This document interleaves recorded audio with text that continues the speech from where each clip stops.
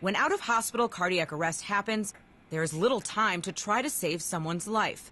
Out-of-hospital cardiac arrest is more common among blacks, and differences exist in black and white communities when it comes to CPR training and bystander CPR. We conducted a large observational analysis to determine whether the racial composition of blacks living in a neighborhood is associated with both treatments and outcomes of out-of-hospital cardiac arrest.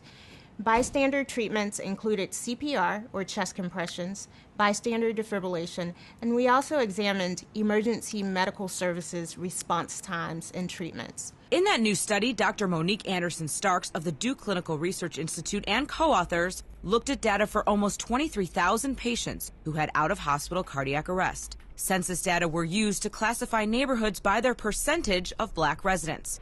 Researchers examined CPR use and defibrillator use and the percentage of people who survived long enough to leave the hospital. The study appears in JAMA Cardiology. Our study had three main findings. First, as the percent of black residents in a neighborhood increased, the use of bystander CPR and defibrillation decreased. Second, as the percent of black residents in a neighborhood increased, survival significantly decreased.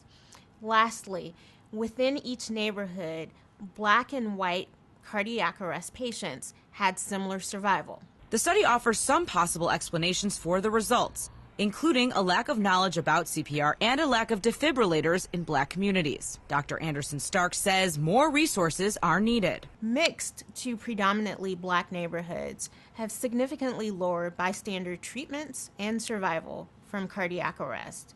Directing attention to telephone-assisted CPR, mandated high school CPR training, culturally tailored and inexpensive mass community training, as well as deploying AEDs in these communities could improve survival. Laura Berger, The JAMA Report.